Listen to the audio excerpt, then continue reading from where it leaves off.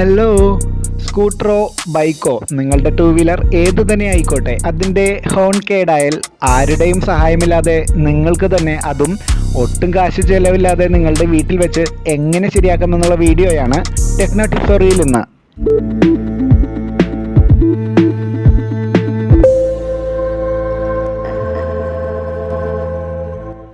Horn repair ചെയ്യുമ്പോൾ ശ്രദ്ധിക്കേണ്ടതായ ഒരു കാര്യം, ഏത് വണ്ടിയുടെ ഹോണാണോ കേടായത് ആ വണ്ടിയിൽ കണക്ട് ചെയ്ത് വെച്ചിട്ട് തന്നെ വേണം ഹോൺ റിപ്പയർ ചെയ്യേണ്ടത്. അല്ലാത്ത പക്ഷം സൗണ്ട് പെർഫെക്റ്റായി വരണമെന്നില്ല.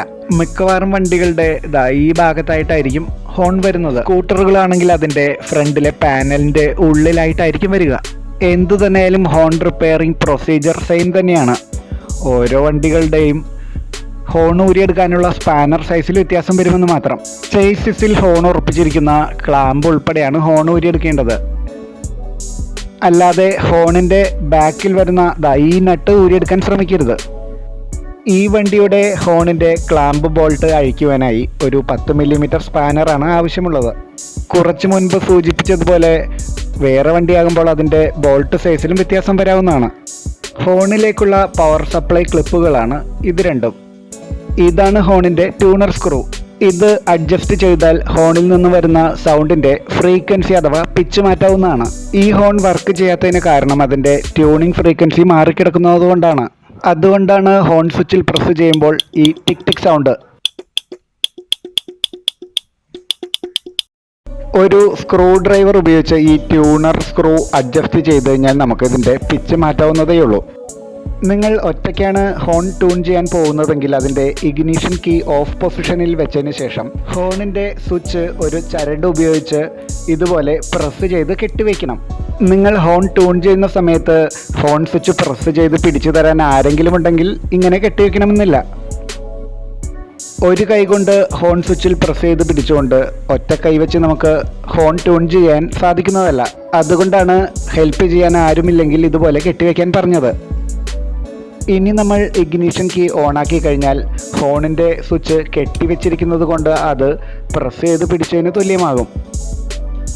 ഇനി നമുക്ക് ഹോൺ ട്യൂൺ ചെയ്യാൻ തുടങ്ങാം. ഒരു സ്റ്റാർ സ്ക്രൂ ഡ്രൈവർ എടുത്ത് ആദ്യം തന്നെ ട്യൂണർ സ്ക്രൂ നമുക്ക് മുഴുവനായി ടൈറ്റ് ചെയ്യാം. മുഴുവനായി ടൈറ്റ് ചെയ്തതിന് ശേഷം നമുക്ക് സ്ക്രൂ ആൻറ്റി ക്ലോക്ക് വൈസിൽ മെല്ലെ മെല്ലെ തിരിച്ചുകൊണ്ട് റിലീസ് ചെയ്ത് തുടങ്ങാം. തിരിക്കുന്നതിനനുസരിച്ച് മെല്ലെ മെല്ലെ സൗണ്ട് വരുന്നതാണ്. സൗണ്ട് അത്ര ക്ലിയർ ഇല്ലാത്തതുകൊണ്ട് നമുക്ക് ഒരല്പം കൂടി റിലീസ് ചെയ്യാം. ഇപ്പോഴും സൗണ്ട് അത്ര പെർഫെക്റ്റ് ആയിട്ടില്ല. അതുകൊണ്ട് നമുക്ക് ട്യൂണർ സ്ക്രൂ ഇനിയും മെല്ലെ മെല്ലെ റിലീസ് ചെയ്ത് കൊടുക്കാം. ക്ലിയർ ആയിട്ടുള്ള നല്ല ഉച്ചത്തിലുള്ള ശബ്ദം വരുന്നതുവരെ നമുക്ക് ഈ ട്യൂണിങ് കണ്ടിന്യൂ ചെയ്യണം. ഇതാണ് ഈ ഹോണിൻ്റെ മാക്സിമം ക്ലിയർ ആയ സൗണ്ട്. എൻ്റെ വീഡിയോ റെക്കോർഡിംഗ് സിസ്റ്റത്തിൻ്റെ പരിമിതികൾ മൂലം ഈ ഹോണിൻ്റെ സൗണ്ട് അത്ര ക്ലിയറായി നിങ്ങൾക്ക് ഫോണിലൂടെ കേൾക്കുമ്പോൾ തോന്നണമെന്നില്ല. മാക്സിമം ഉച്ചത്തിലുള്ള ക്ലിയറായ സൗണ്ട് കിട്ടിക്കഴിഞ്ഞാൽ നമുക്ക് ഇഗ്നിഷൻ കീ ഓഫാക്കാം. ഹോൺ സ്വിച്ചിലെ കെട്ട് ഇനി നമുക്ക് അഴിച്ചു മാറ്റാം. ഇഗ്നിഷൻ കീ ഓണാക്കി ഇനി നമുക്കൊന്ന് ഹോൺ സ്വിച്ചിൽ പ്രസ് ചെയ്ത് നോക്കാം. കേടായ ഹോൺ ഇപ്പോൾ നന്നായി വർക്ക് ചെയ്യുന്നുണ്ട്.